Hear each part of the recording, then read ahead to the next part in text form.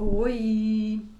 Eu acho tão bonitinho quando eu vejo os posts de vocês nos stories com alguns prints dizendo é hoje e o nosso tema, ou então vai já começar, tá começando, já começou, porque vocês me ajudam bastante, viu? A gente fica sempre nesses primeiros segundinhos, esperando mais gente chegar para poder começar o assunto do dia.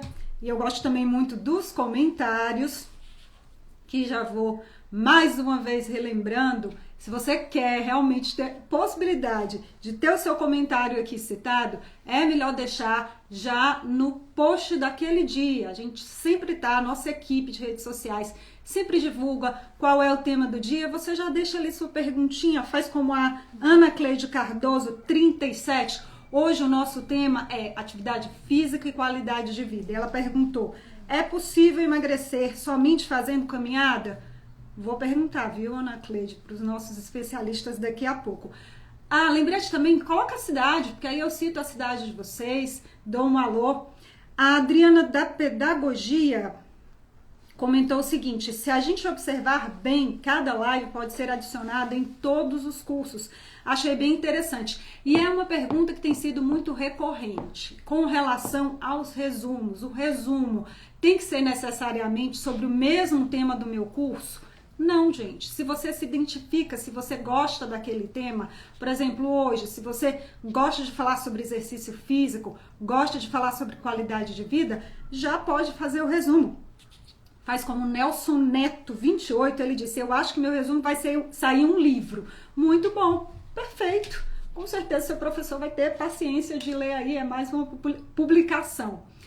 Vamos ao nosso assunto de hoje, o nosso bate-papo, que é sobre atividade física e qualidade de vida. Eu estava falando para vocês ontem, não é, que nesse período de pandemia, muita gente está aproveitando para entrar em forma.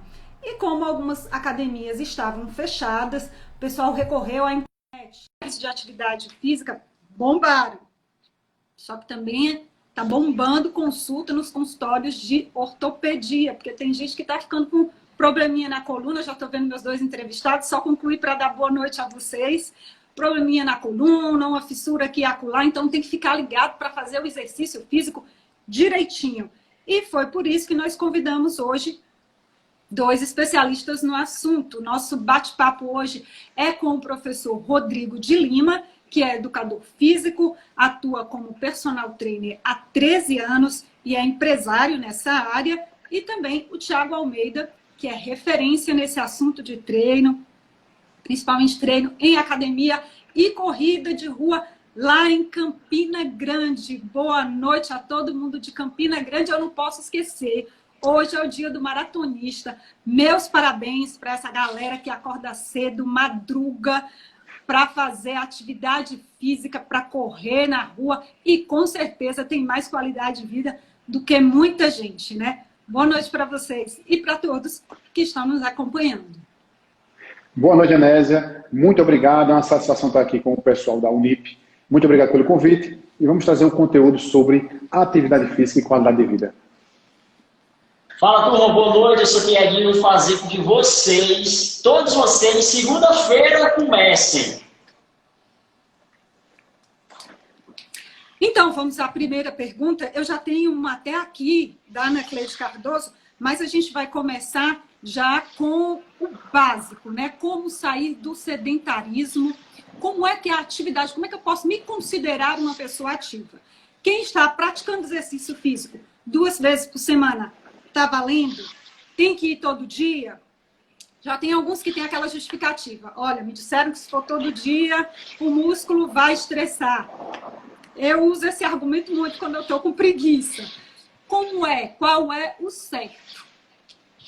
Anésia, para se dizer que uma pessoa é ativa, que não é sedentária, a gente vai trazer alguns números. A OMS, a Organização Mundial de Saúde, dizia que para a pessoa não ser sedentária, ser ativa, precisaria de 3 vezes por semana praticar a atividade física de pelo menos 30 minutos. Foi verificado com o decorrer do tempo que o índice de obesidade e doenças causadas pela ausência de exercício físico ou atividade física aumentou. E agora a determinação dela é que numa semana você faça 5 dias. São 5 vezes na semana, exercícios de pelo menos 30 minutos. E aí eu vou trabalhando um músculo diferente. Como é que é o passo a passo? Vamos lá. Estamos com 2 personagens. Então, para sair do zero, como é que eu faço? Começo com a caminhada, já coloco um pezinho nos primeiros dias, ou nada de peso. Primeiro eu tenho que ir me acostumando com os aparelhos. Perfeito. A caminhada é clássica, né? Esse início. Geralmente o médico diz, você tem que caminhar. E ao início eu considero interessante. Porém, a gente precisa mesclar com atividades que façam com que o nosso músculo trabalhe. Seja em casa, que foi bem normal nesse momento de pandemia, nesse momento de isolamento social. Esse estímulo no músculo é importante, né? Somado com essa atividade aeróbica, que é a caminhada, que depois vai se transformar numa corrida, eu vou falar para vocês como você vai transformar essa caminhada na corrida. Esse mesclar durante a semana é para fazer a diferença. Como é que é fazer isso durante a pandemia, acompanhando aquelas aulas de uma forma segura? Até onde eu devo ir? Como enxergar minha capacidade? Foi interessante que essa pandemia causou impacto em vários sentidos. E na atividade física, no exercitar o corpo, cuidar do corpo, a gente viu uma série de lives, série de aulas online para treinar o pessoal. Para quem vai treinar online, o que é que eu recomendo? Cuidado na execução do movimento. Procure um professor capacitado. Mesmo antes da pandemia, já existiam as aulas online, as consultorias online. E com a pandemia, é possível sim você treinar, certo? Em casa, porém, com a orientação de um professor, que no mínimo lhe acompanhe virtualmente, assim como a gente está fazendo. Você está aí do Ceará, a gente está aqui em Campina Grande. E é possível sim você treinar em casa, porém com acompanhamento de um profissional de educação física. A corrida de rua... Pode falar, Tiago. Dentro desse formato online, a pessoa tem que focar em quem está lhe orientando. Né? Porque você tem 2 possibilidades. Fazer ela ao vivo, onde o professor consegue dar as orientações, ou você procura algo de forma aleatória, agravada. E muitas vezes a atividade não é voltada para você naquele momento. O professor, por ser gravado, ele não está te corrigindo. A correção que é o ponto-chave. Né? O ponto-chave da segurança do teu próprio exercício em casa. Então, tem que tomar muito cuidado com isso. O profissional de educação física, como está online, né, possa ser que talvez aquela pessoa que está ministrando naquele momento não seja um profissional capacitado para a sua atividade. E às vezes o grupo que eu quero trabalhar, eu ainda não tenho habilidade, não é? Eu vou lá na internet, procuro, vamos trabalhar bumbum e coxa, né? Ou então bíceps e tríceps. E às vezes eu não estou habilitada para aquilo, ou para aquela carga para a qual a aula se propõe, não é? Tem que ter uma atenção com isso também. Exatamente. A questão da carga, como você falou, não é só colocar peso, aumentar peso, certo? A questão da carga é um controle de intensidade que o profissional da educação física é capacitado para isso. E ele vai te avaliar. Você falou sobre movimento. O movimento, a avaliação do movimento do corpo, quem vai fazer o movimento correto com a postura é você através de um profissional. A Duda Gomes está perguntando aqui se é verdade que depois dos 40 não pode mais correr. E por que seria? Muitos falou, né, desse envelhecimento depois dos 40, a mulher que não pode correr. Mas a gente tem muitos casos aqui. Eu tenho uma assessoria esportiva aqui na cidade, que eu tenho aqui na cidade, chamada Tribo, deve ter muita gente assistindo aqui. E eu tenho mulheres com 60, 70 anos, com uma qualidade de vida, com uma linguagem bem popular, no shape, né, com um corpo super bacana. Então, essa questão entra mais como um mito do que como, na verdade, algo comprovado cientificamente, né, na prática da corrida. E você toma algum cuidado especial com essa faixa etária? Sim, dá para correr com 60, com 70 anos, mas tem que prestar mais atenção na pisada, não pode acelerar muito. Como é que é quando você trabalha com esse público? A minha prescrição na prática da corrida, ela se cruza com aquela informação que eu dei no início, de mesclar as atividades. Por quê? A corrida em si, ela fortalece o nosso coração, nossos pulmões, que é o sistema cardiorrespiratório. Mas a gente tem que lembrar que para se locomover, para fazer esse movimento, a gente não pode desprezar o nosso sistema locomotor, os nossos músculos, os nossos ligamentos, as nossas articulações. Então, como é esse mesclar? Eu prescrevo uma prática de 2 a 3 vezes por semana da prática da corrida, cada um no seu limite, cada um, né, no seu nível, mas ela precisa ter uma atividade complementar, que seria esse trabalho de fortalecimento. Então, correr é muito bom, correr é viciante. Mas para que você pratique a corrida por longo prazo, ficando longe de lesões, é importante tomar cuidado com isso, o fortalecimento. Vamos aí, você falou sobre esse vício, não é? Como é que a caminhada até você chegar ao vício? O vício bom, né? Não tem vício bom. Até você chegar a esse hábito maravilhoso. Maravilhoso. Correr sempre, né? Começar aos poucos. Aí você pode me perguntar, pouco quanto, Tiago? Eu vejo que as pessoas correm uma maratona, 42 mil metros. Mas eu sou sedentário e quero começar pelo menos a caminhar. Aí eu costumo falar o seguinte, eu uso muito minhas redes sociais. Se você não me segue aqui, já começa a me seguir, você está nos acompanhando, Tiago Almeida. E eu falo assim, ó, percebe que ao longo dos anos você foi perdendo movimento. A gente tem um elevador, vai para o trabalho, vai para o prédio, o elevador está quebrado, a gente vou subir escada. A gente tem preguiça, se o controle remoto não estiver perto, de ir lá na televisão e trocar o canal. Então a gente não vai no supermercado na esquina a pé.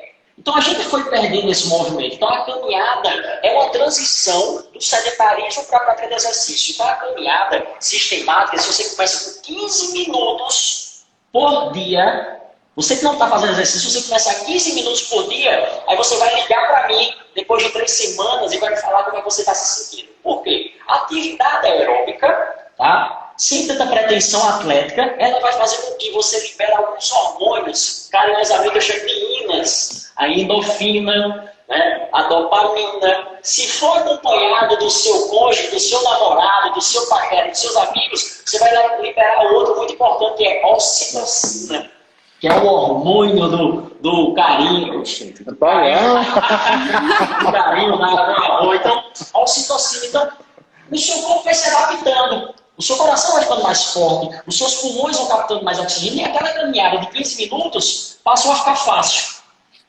Aí eu digo, caminha 25, caminha 30. E vai ter um momento que essa caminhada para você vai ser muito fácil.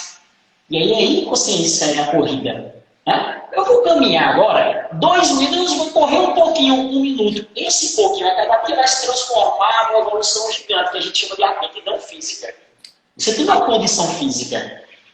Agora, falando em condição física, você citou uma coisa interessante, que é você mixar com uma musculação para que não haja um desgaste muito grande. Não tem joelho que aguente correr todo dia, se não houver um fortalecimento.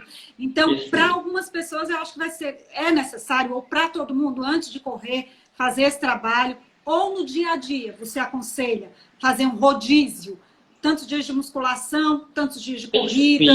O que é melhor? Sim. A sua pergunta é maravilhosa. Porque se eu tenho 5 dias na semana, eu posso alternar tendo 2 dias de musculação ou treinamento funcional, ou alguma atividade que tem o mesmo estímulo, né? Treino em casa, bem orientado, e os outros 2, 3 dias a corrida. Né? Muita gente faz essa seguinte pergunta também. Qual o tênis ideal? Né? Porque eu tenho que proteger minhas articulações. Eu costumo dizer o seguinte. Tem um tênis próprio, algumas dicas que a gente pode dar, a gente vai dar posteriormente, mas o melhor amortecimento para o seu corpo, para as articulações, é um músculo forte. Quando a gente tem um músculo forte, as nossas articulações estão protegidas. Então, mesmo que você não goste de academia, eu te digo, você gosta muito de correr? A pessoa diz sim. Então pronto, você vai fazer a academia não como atividade principal, não como a paixão, mas sim como uma atividade complementar para que a sua atividade principal, a corrida, seja saudável. Você falou em tênis, passa logo essa dica pra gente. Como é que eu escolho o tênis para correr?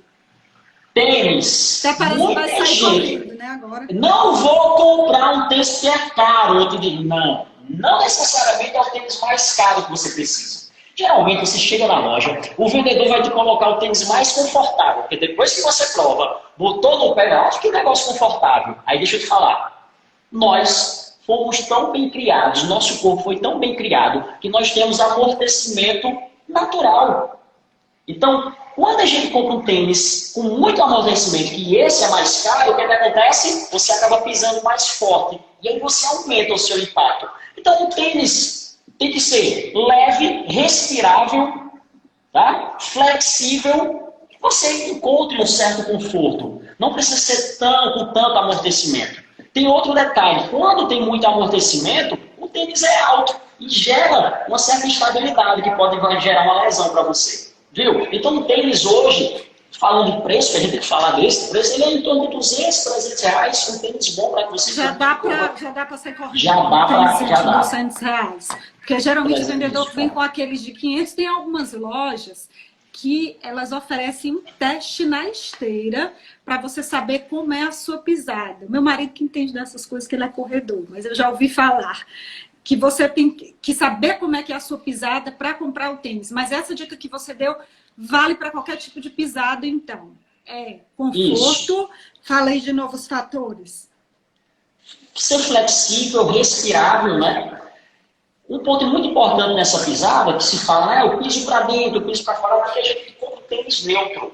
Porque a pronação, ela sempre vai existir. Aí vem a tarefinha que eu passei nos outros 2 dias, que são os exercícios complementares, que é isso que vai corrigir alguma disfunção que faz você pisar para dentro, pisar para fora, pisar muito forte. Então, esse trabalho, para você ver como é bacana você ouvir um profissional de educação física, você procurar um profissional de educação física. Né? Porque ele dá essa orientação que na loja você não tem. Entende? A gente... Fica à vontade. Agora, Rodrigo, quanto tempo você que trabalha como personal, quanto tempo você leva para deixar um indivíduo sedentário nos eixos? Assim, como é que é esse processo? Porque tem gente que vai para academia hoje, final de semana já quero colocar um biquíni, mostrar que a minha celulite diminuiu, que eu já estou com os músculos mais no cantinho. Não dá, né? Não é assim imediato. Acontece. Para perceber resultado. Acontece muito do pessoal fazer justamente isso. Eu quero entrar na academia hoje e ir para a praia. Amanhã mostrar meu corpo simétrico, esbelto, ou qualquer outro nome que a pessoa queira dar.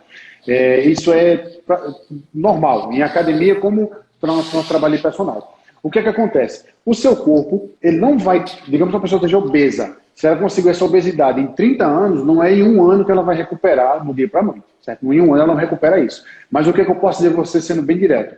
Quando você está sedentário e começa a treinar, fazendo todos os dias, 5 vezes por semana, a adaptação do teu corpo, a resposta mais rápida dura em torno de 3 meses. A média é essa. 3 meses você começa a ver resultados. Que resultados?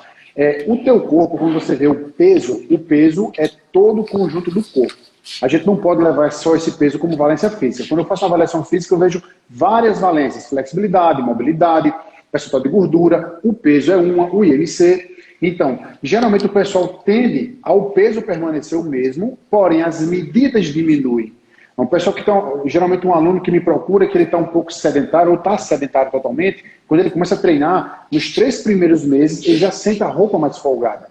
Agora, isso é bem relativo, não é uma regra geral. Mas geralmente em 3 meses já começa a surtir um bom resultado para quem começa a sair de uma vida sedentária para uma vida ativa. Qual é a atividade física que faz perder mais peso? Corrida? Corrida versus academia, que é uma pergunta clássica. Também. Eu ia ser mais específica na atividade, porque tem aquelas de modinha, né? Teve uma época que era Muay Thai, agora é crossfit. Corrida versus crossfit. Corrida versus crossfit. Isso. Versus crossfit. Eu te digo o seguinte, o que vai comandar o emagrecimento é um negocinho chamado déficit calórico. Se eu como mais do que eu gasto energia, eu vou acumular, eu vou engordar. O que é que eu tenho que fazer? Eu tenho que fazer atividade que eu gaste mais do que o que eu consumo. E aí eu te digo, o complicado é porque, para gerar isso, a gente tem que fazer uma dieta. E a dieta é diferente do exercício, o exercício te entrega prazer. A dieta te tira algo que te dá muito prazer, que é comida. Né? Então a gente tem que ter muito equilíbrio nisso, não é? O CrossFit, ele tem um gasto calórico imenso, porque ele trabalha várias valências físicas. É como se fossem vários tipos de exercício, uma atividade só. Eles trabalham força, eles trazem atividades da corrida dentro, né, do atletismo, do levantamento olímpico. Então, esse mix dentro do CrossFit, né, eu posso dizer que talvez não seja para todo mundo, mas eleva bastante o gasto calórico. E tem outras questões, né? É um trabalho em grupo, Né? É uma Quando você disse que talvez não seja para todo mundo, para quem não seria o CrossFit? Joelho ruim já sei que está fora, né? Depende muito do professor, que eles chamam de coach, né? De como é esse acompanhamento. Porque uma pessoa que passou 30, 40 anos sedentária, provavelmente ela tem algum tipo de disfunção. Só com o seu trabalho, ela trabalha o dia todo, talvez sinta dor nas suas costas. Ela trabalha andando com um salto, sinta dor, falta mobilidade lá no seu tornozelo. Então, essas questões têm que ser mais específicas. Como é um treino em grupo, tem que ficar muito claro isso. Entende? Então, é uma atividade muito boa. É uma atividade em grupo. É uma atividade que mexe com um sentimento, né, muito bom que é de nós seres humanos, que é viver em comunidade, que é um forte motivador para que você continue fazendo exercício. Na corrida eu trabalho isso também. Agora, falando do exercício em si, o que é que eu defendo? O que é que eu faço para mim? Eu pratico a corrida, mas pratico a musculação também. Mas o que determina o meu emagrecimento é o meu plano, é a minha dieta, a minha educação alimentar. Vou falar daqui a pouco de plano de emagrecimento com vocês também, porque o professor tem um plano de emagrecimento, mas antes a gente tem umas perguntas, vocês fiquem à vontade para saber quem que vai responder. O Cláudio Damasceno, não sei de que cidade, ele diz que tem um tênis, esse tênis tem 10 anos, ele já colou e costurou. Quanto tempo dura um tênis, meu povo? Assim, pode durar a vida, né? Mas assim, quanto tempo ele funciona? Funciona, né? Quanto tempo ele funciona? Gostei da pergunta. O que o fabricante nos passa de 400 km, 400 a 600 km. Né? Então, assim, o que a gente indica é sempre você ter 2 pares, se for a possibilidade, para que você vá alternando o seu uso. Esse caso dele, eu também tenho um tênis que eu considero o tênis da sorte, né? Ele já foi costurado, eu só uso ele em alguns momentos específicos, mas eu tenho essa avaliação de tênis. Para porque... passear, né? Você está usando, porque para correr não dá mais não. Algumas provas, alguns tipos de treinos. O treino é mais tempo, mas a gente tem esse negócio de usar um tênis para um treino mais rápido, um treino mais longo, é outro tênis, aquela prova específica, mas a dica é essa, 400 a 600 km depende da marca, depende da indicação do fabricante. A dica que eu posso dar é, em vez de comprar um de 600, compra 2 de 300, vai variando esse tênis aí. Quem teve arritmia pode fazer exercício físico? A arritmia cardíaca é uma variação, um probleminha que acontece geralmente no batimento cardíaco do nosso coração. Para dizer se pode ou se não pode, a gente trabalha com o aval do médico.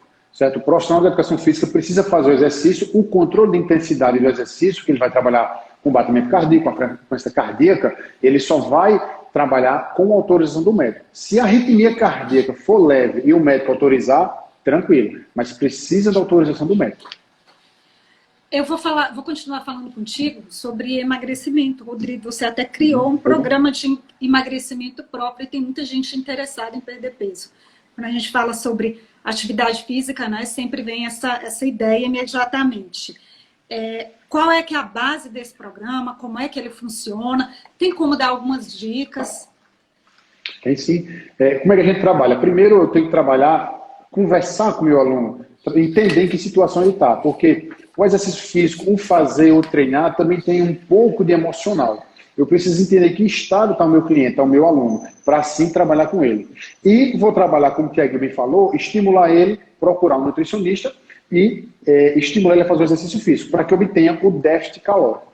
O outro ponto é o seguinte, para emagrecimento eu trabalho atividades que mantenham o meu metabolismo por muito tempo acelerado. Vou dar um exemplo, não é regra geral, não é verdade absoluta, mas um dos exercícios que a gente trabalha, além da caminhada, é a musculação.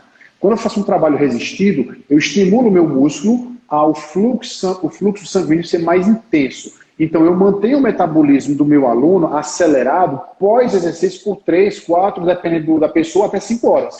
Então, metabolismo acelerado é um gasto calórico maior. Então, eu faço com que o meu aluno tenha esse gasto calórico. E atividades multiarticulares. São movimentos que trabalham várias articulações. Então, quanto mais estímulos no músculo, no corpo dele, eu consigo ativar esse metabolismo gastando mais calorias. Lógico, ele sendo acompanhado por um nutricionista para controlar a alimentação. Tá muito ligado, né? Assim, atividade física, eu vou agora para o outro extremo, que é a dúvida da Camila Santos.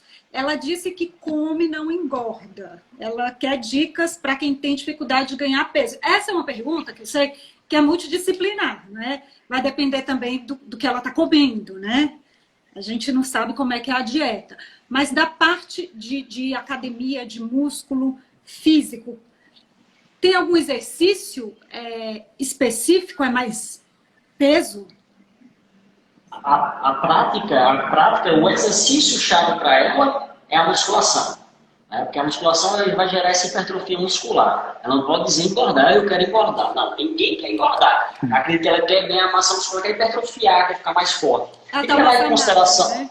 Massa magra. O que deve ser levado em consideração também é um aspecto chamado os aspectos genéticos, o somatotipo dela. Tem pessoas que têm um somatotipo que a gente chama de ectomorfo, endomorfo, né? Que são pessoas mais atletas, pessoas que têm uma tendência a ser mais fofinhas, mais cheinhas, e pessoas que são mais finas. Então tem que se levar em consideração disso. Não que ela não possa ganhar esse peso. Com relação à alimentação, a gente tem os macronutrientes. E como é que estão esses macronutrientes? É o nutricionista que vai quanto de proteína ela vai comer, quanto de carboidrato ela ingere por dentro, quanto de gordura. Então, isso aí o nutricionista, né, tem a figura do nutrólogo também, hoje em dia, muito presente no meio fitness. Então, talvez isso aí vá levar ela para esse objetivo de ganhar peso, ganhar massa muscular.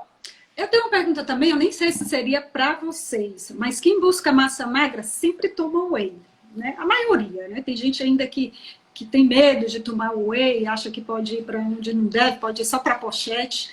O whey você toma antes, durante ou depois para recuperar o músculo? Ou antes, para quando o músculo desgastar, já ter ali a reserva? Eu vou falar das experiências e dos estudos que a gente tem. Em relação ao whey protein, ele tem o whey protein concentrado e o whey protein isolado. O que é que acontece? O whey protein concentrado, ele é proteína mais carboidrato. Quando você for fazer uma atividade física, você precisa de uma energia, um combustível. O principal combustível que o corpo vai buscar, o primeiro, é o carboidrato. Então, dependendo da sua condição física, não é regra geral, não é uma regra assim engessada. Se a pessoa está iniciando e ela tem um objetivo de ganhar massa muscular, seria interessante, certo? Dependendo da pessoa, a consumir o whey protein concentrado antes, pelo menos meia hora antes do treino e pós. Porque o pós seria para a absorção de proteína. Por quê? Para que a célula absorva a proteína, ela tem que ter insulina. E quem desperta a insulina é justamente o carboidrato. O carboidrato abre a célula de insulina, a insulina abre a célula e o carboidrato entra pós e em seguida entra a proteína. Então, em resumo, em suma, seria consumir antes e consumir depois, dependendo da pessoa, certo? Algumas pessoas que já estão no nível mais acima, mais treinando já no nível atlético, sugere-se, tanto o fabricante como alguns nutricionistas, o whey protein isolado pós-treino. Certo? Mas num geral, não é engessado, mas no geral, antes e depois o concentrado. Tem uma questão importante também, Rodrigo, que é o consumo de proteína, assim como eu falei na pergunta anterior, né, na minha resposta anterior. Quanto de macronutrientes? Então, será que na alimentação ela não já ingere esse substrato de proteína? Entendeu? Não é, entrei na academia, posso tomar whey, certo, mas é necessário? É necessário. Entendeu? Não é uma regra, eu tenho que tomar esse suplemento. O pessoal na alimentação você consegue. O pessoal da Uniplan de Iguatu está perguntando sobre atividade física para gestantes. É uma pergunta genérica, não é? Mas eu já vi muita gestante treinando até pesado, agachamento. O que é que vocês indicam? Claro que tem casos e casos, né? Tem a gestação de risco, que eu acho que não pode nem fazer nada, mas assim, o que é mais recomendado para gestante? Não chega a ser minha especialidade. Ao longo da minha carreira, eu já trabalhei com algumas gestantes. Algumas, eu tenho um caso, né? Ela é muito atleta e ela fez aulas de spinning, para quem não sabe, aula de spinning é aula de ciclismo indoor. Ela fez essas aulas comigo, coletiva, até os 8 meses. Recentemente, eu estava com uma cliente e no segundo mês ela já fez os exames médicos e já foi proibida. Então, assim, tem muito... É muito específico isso, mas se eu falar genericamente, como foi feita a pergunta, a musculação é extremamente importante. né? Principalmente para a região pélvica. Deixa eu pegar, deixa aqui, fala da minha experiência. Eu tenho 2 filhos, recentemente tive agora uma bebê, está com 10 meses, e a minha esposa, que também é profissional de educação física, tanto no primeiro quanto no segundo filho, ela teve parto normal. E ela treinou do início ao fim da gravidez. O meu primeiro filho, antes de nascer, a minha esposa deu aula de aeróbica, faltando 2 dias para ele nascer.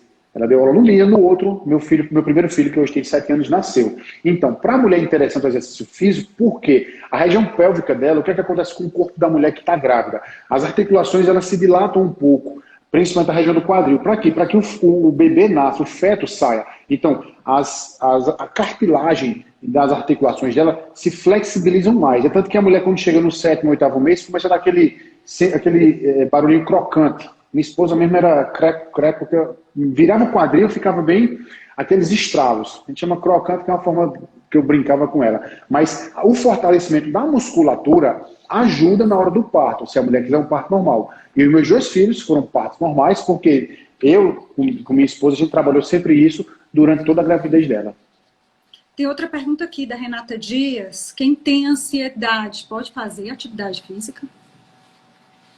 Não pode, não deve. Nunca foi tão procurada a prática de exercício, principalmente agora, onde na pandemia, né? Na pandemia, os índices de ansiedade eles aumentaram. Subiram demais. Subiram muito. Então, a prática de exercício, né, ela é extremamente importante por conta das ímãs que eu te falei agora no início. A liberação dos neurotransmissores, né, que estão ligados com o prazer, com o bem-estar. É aquele estado de euforia que a gente sente. Né? Um mês eu costumo comparar com festa, você escuta uma música, você dança, você se sente bem. Então, na prática de exercício é a mesma coisa. Então, eu tenho muitos casos de pessoas hoje que mudou muito essa realidade. Né? Eu procuro o profissional, procuro a academia porque eu quero melhorar o meu glúteo. As pessoas já estão mudando essa visão. Não quero mudar só o meu glúteo, eu quero mudar o meu estado emocional. E aí eu mostro para elas como que o exercício pode ser útil nisso. A gente prova isso, né? As pessoas dormindo melhor, as pessoas se relacionando melhor. Então, a ansiedade, o melhor remédio, prova com certeza a prática de exercício é efetiva nisso. Tem algumas perguntas também com relação à hérnia de disco. Como é que a atividade física pode ajudar nesse problema, ou é melhor nem continuar se tiver hérnia de disco? É uma pergunta que a gente sempre responde, depende. Certo? Tem 3 níveis de hernia de disco. Pode ser uma protusão, pode ser um nível 3, um nível mais grave da hernia de disco. O que é que nós, profissionais de educação física, precisamos? Do aval do médico. Se o cliente tem uma protusão, que é o início de uma hernia de disco, ele pode sim trabalhar, se o médico liberar. A gente vai trabalhar um fortalecimento, ele vai informar isso a nós, profissionais, ele vai trabalhar o fortalecimento dessa região das costas dele, porque muitas vezes acontece uma hernia de disco, até pelo próprio sedentarismo. Eu tenho um estilo de vida sedentário, eu não fortaleci as minhas costas, meu peso aumentou. Então, no decorrer do tempo, a cartilagem que está entre as vértebras se desgasta. Então, o exercício físico, sim, é possível melhorar, amenizar as dores, desde que seja autorizado pelo médico. Quem não tem dinheiro para pagar personal? É o que estão me perguntando aqui. Tem um treino básico? Que dica vocês passam para essa pessoa? Vamos lá. O personal training é uma ocupação do profissional de educação física. Então, o profissional de educação física, eu bato o peito e digo, nós fazemos parte da melhor profissão do mundo, porque nós podemos trabalhar em qualquer lugar. Nós provamos isso nessa pandemia, nesse isolamento. Então, na sala da minha casa, eu dei aulas aqui no Instagram, tenho grupos de treinamento, e tudo isso com baixo custo. Então, isso prova que a gente consegue trabalhar de diversas formas. O personal trainer é como se fosse a cerveja do povo. É como se contratasse ele, se contrata ele exclusivo para você. Por isso que ele tem um valor mais acentuado. Mas, quando você entra numa academia, ou um centro de treinamento, qualquer lugar, ela tem que dispor de um profissional para te orientar. Aí você tem que entender que, se é uma aula em grupo, aquele foco e atenção é diferente do individual. Se é uma academia muito grande, também, mas a orientação sempre existe. Eu não tenho condição de ir para a academia, não tenho condição de contratar nenhum tipo de serviço. Tem muita coisa boa na internet, tem muito serviço baixo também. E eu costumo dizer que isso não é desculpa para não se exercitar. A pessoa pode não ter condições no momento de contratar um profissional de educação física personal trainer, mas essa não é desculpa para não se exercitar. Como é que vocês estão enfrentando esse período, hein, gente? Que cuidados? Tem muita gente contratando. Como é que vocês fazem para manter a segurança do cliente de vocês? O que é interessante, é sempre importante informar o nosso público, o nosso cliente, a nossa formação, o nosso diploma. Nós somos formados, capacitados e legalizados. Existem pessoas aí na internet, que a internet é uma terra vasta, que não tem controle 100%, e aquelas pessoas que se passam por profissionais. Existe sim, como qualquer outra profissão. O nosso cuidado maior com o nosso cliente, que sabe que nós somos profissionais, sabe que nós temos um tempo de trabalho nessa área, é mostrar e cuidar dele. Não só o cuidar do movimento do exercício, é conversar, é dar atenção. Através da tecnologia, através das redes sociais, através de uma ligação, uma mensagem pelo WhatsApp, é ter esse cuidado próximo do cliente. É estar perto dele, não só cuidar na hora do exercício. É uma forma também que algumas pessoas têm encontrado nesse período de pandemia, de maior convívio ao exercício físico. Às vezes tem gente na terceira idade em casa.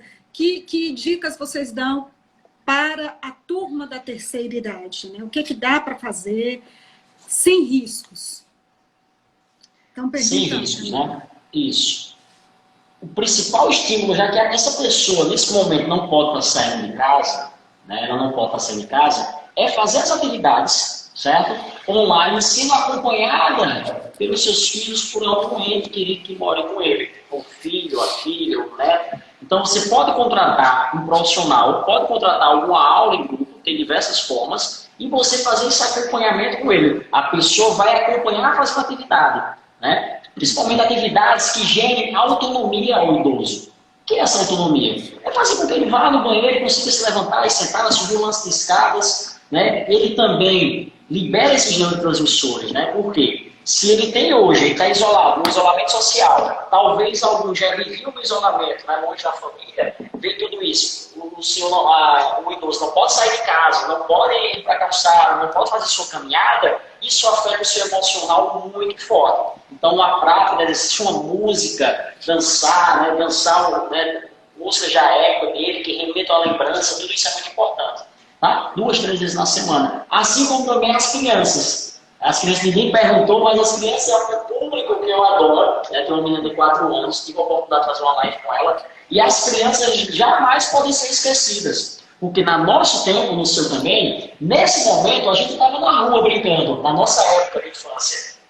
A gente estava lá brincando. E a mãe, vem, Tiago, tomar banho, hora da janta. E a gente estava lá brincando. Né? Hoje em dia a gente não vê mais isso. Aqui na região, nem aí, nem no lugar do Brasil. A insegurança e a disputa que nós temos com a tecnologia. Então, se eu estou num país e por mais que a gente traga informações aqui, as pessoas ainda são sedentárias, as pessoas adultas, nós somos exemplos e os super-heróis das nossas crianças. Nós somos sedentários, nossas crianças também serão. E elas serão porque elas estão fora da escola, onde tem a educação física escolar, e elas não brincam na rua, estão em casa. No celular. Então, estimular essas crianças é extremamente importante, né, para que elas sejam adultos com melhor repertório motor, eles sejam adultos que saibam jogar, competir, ganhar e perder, conviver.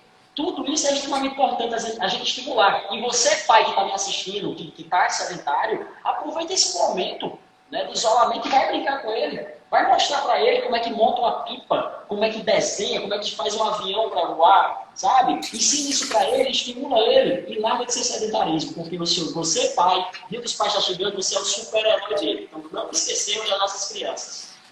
Tem uma pergunta que passou rapidinho, eu só vi o rabicho. Alguém falou obesidade. Tem alguma indicação para quem é obeso para começar a fazer atividade física? Tem sim. Primeiro ponto para quem é obeso, é chato dizer, mas obesidade é considerada uma doença. Primeiro ponto, ele tem que ir ao médico, para que o médico avalie várias taxas, avalie o corpo dele no contexto geral. Após ele passar pelo médico, vem para a gente entender como ele está, fazer uma avaliação física e entender quais exercícios ele pode fazer. Ele pode começar com exercício de caminhada, ele pode começar com exercício numa esteira, ele pode fazer bicicleta e sim, ele pode fazer musculação, dependendo do nível que ele está. Então, o que é que ele tem que fazer? Primeiro ir ao médico e procurar um personal trainer para orientar ele. Outra pergunta da Lucineide Dias. É normal, durante algumas atividades físicas, algumas partes do corpo, como mãos e os pés, incharem? Ela perguntou sobre algumas partes do corpo, não é isso? Então, Isso. dependendo da situação da pessoa, o que é que pode ocorrer? Normal não é, certo? Principalmente se ela sentir dor. O que é que pode estar acontecendo? Se ela for diabética, a irrigação sanguínea nas extremidades dela pode estar comprometida, porque quem é diabético tem esse problema, da irrigação nas partes mais extremas do corpo, mão, pés, certo? Pode ser um fator. Outro ponto é o seguinte, ela pode estar com problema de vascularização, certo? Com má circulação, são problemas que ela tem. Mas, em suma, normal não é. Se ela está tendo esse problema, procura um médico para saber o que é está acontecendo. Se é diabetes ou se é má circulação que ela tem. Tem alguma fórmula para quem vai sair da estaca zero para funcionar aquela frasezinha que os primeiros 2 meses são difíceis, mas depois você toma um gosto, porque tem gente que não toma esse gosto nunca. Como é que faz para estimular? Tem muita gente jovem que não sai do canto. A minha sogra treina aquela beleza, parece que tem 20 anos. Ela adora, né? Ela adora a sua sogra. Você não sente nada, nem um pinguinho assim de invejinha, aquela invejinha boa, né? Quando ela chega perto e diz, eu tenho que fazer exercício. Eu costumo dizer o seguinte, as pessoas entenderem que o exercício ele não é o fim. Ele não é o fim, e sim ele é o meio. Entende? Então, como é que eu vou ficar? Primeiro, comece aos poucos. Comece aos poucos. Como é que eu vou deixar de beber? Como é que eu deixo de beber? Como é que eu deixo de fumar? Tem dados que falam que é mais fácil, olha como eu coloco, sempre aspas, o camarada deixar de beber ou deixar de fumar do que deixar de ser sedentarismo. E todo mundo sabe que é um hábito extremamente importante. Então, isso vai ter que ser começado aos poucos, porque esse estágio de mudança de comportamento, ele leva tempo. Da mesma forma que você levou uma vida todinha para se tornar sedentário. Entende? Tanto que muita gente parou de se exercitar nesse período de pandemia. E o que é que acontece? Acontece um efeito contrário. Nosso corpo é uma máquina. Se a gente estimula, ele fica mais forte, ele fica mais ágil, ele pede mais exercício. Se a gente interrompe, a gente faz o contrário. Tecnicamente, a gente chama isso de destreinamento. Entende? Então, como fazer? Vê-se 1%, tenta melhorar um pouquinho a cada dia. Esquece essa história, pelo menos nesse momento, de querer melhorar o glúteo, a pochete, e tenta melhorar a tua respiração. Quando tu anda até a esquina, será que está cansando menos? Sabe? Quando tu pega uma sacola, tá sentindo o que é mais forte? Quando tu passa o dia trabalhando, tu sente que fica menos cansado? Entende? São Esses as pequenas aspectos, coisas. as pequenas coisas vão trazer o macro. Né?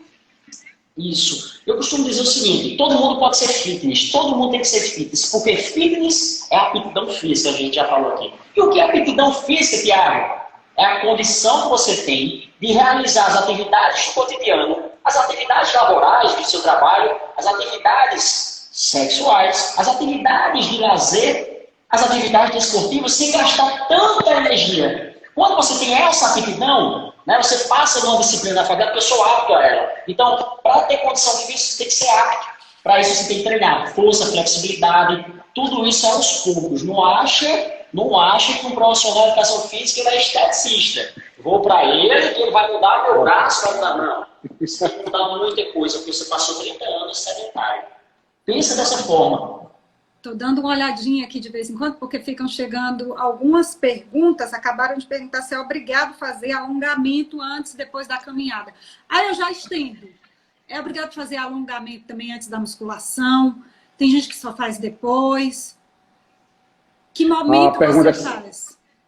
É excepcional. O alongamento vai trabalhar uma valência física, como a gente bem falou aqui. Força, capacidade cardiorrespiratória, flexibilidade são valências físicas. E a flexibilidade é a sua capacidade de executar movimentos que dependem muito da sua elasticidade. Então, quando você melhora a sua valência física, a sua flexibilidade está melhorando uma valência física. E alongamento antes e depois da caminhada. Você pode fazer a qualquer momento, certo?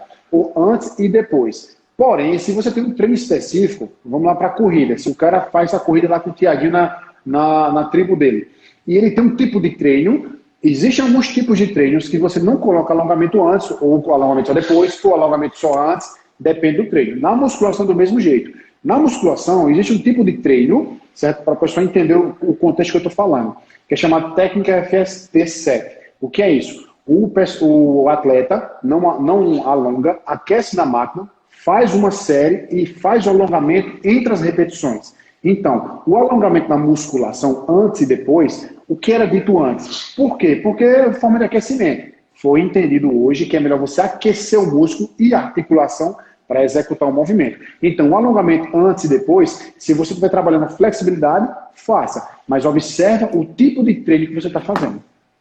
Vocês dois são considerados exemplos de sucesso aí em Campina Grande. Então, eu queria saber, falando agora do profissional de educação física, que conselhos vocês dariam para quem quer seguir nessa área? O que é que faz um excelente educador físico?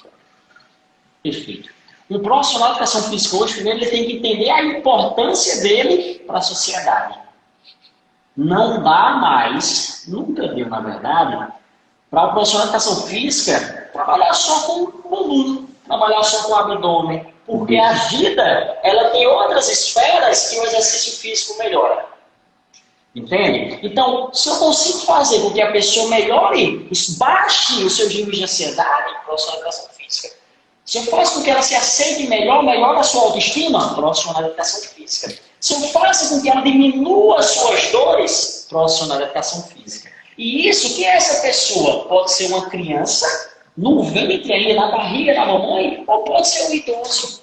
Pode ser a pessoa mais sedentária do planeta, ou pode ser Cristiano Ronaldo, um dos maiores atletas do planeta. Então, o profissional de educação física, ele tem essa diversidade, uma profissão gigantesca.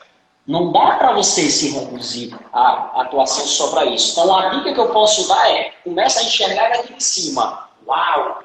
Isso tudo é a nossa profissão. Eu falo por experiência própria. Eu costumo dizer que tive muita sorte, porque ao longo da minha formação, eu formei em 2007, sou personal trainer desde 2007, trabalhei em diversos nichos de mercado.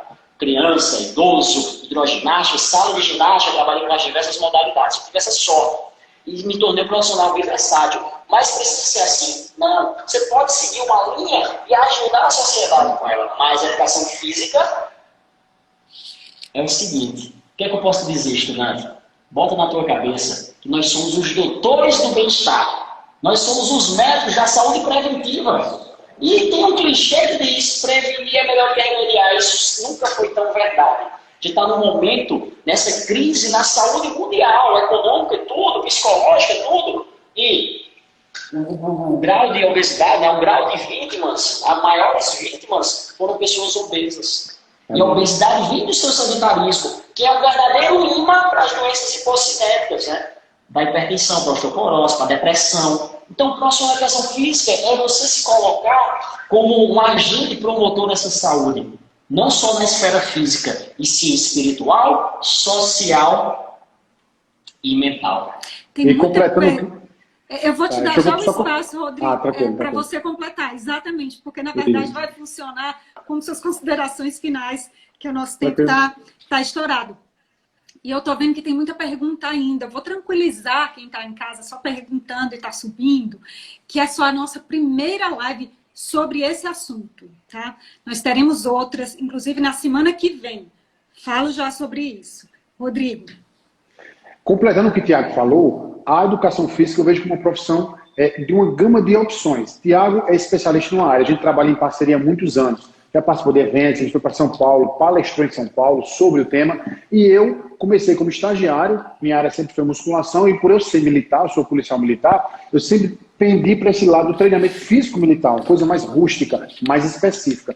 Eu comecei como aluno, eu comecei como professor, fui coordenador, dono de academia, hoje eu trabalho com a parte de gestão. Então, mesmo sendo profissional de educação física, eu consigo trabalhar em outras áreas, como eu trabalho hoje na parte de consultoria e gestão, e como personal. Porém, eu trabalho lá no quartel como personal de militares. O meu nicho é mais militar. Então, se o aluno, você que está querendo entrar na faculdade, querendo vir para a Unip, ser profissional de educação física, entenda, é uma área gigantesca, que você se apaixona muito fácil. Você pode entrar por amor nessa profissão e trabalhar em várias áreas. Basta você entender o que você gosta e cair de cabeça.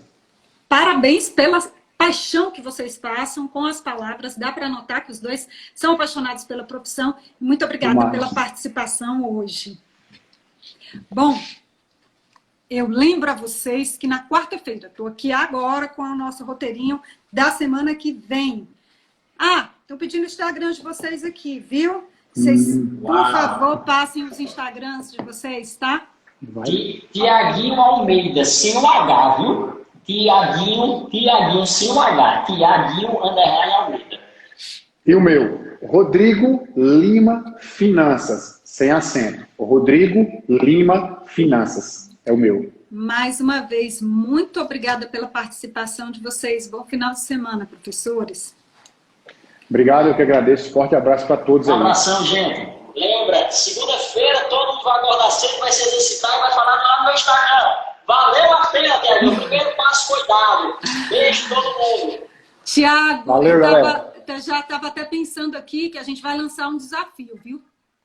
Um desafio da saúde. Tô pensando aqui agora, mas o nosso tempo está estourado. Com quem nos segue. Semana que vem eu falo.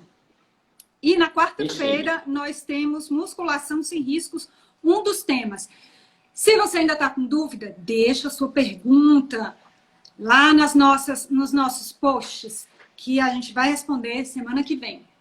Um excelente final de semana para vocês e até segunda-feira. Espero Se Deus quiser. mundo.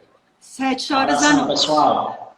Valeu, galera. Um abraço. Valeu, Anésia. Tchau. Tchau, tchau.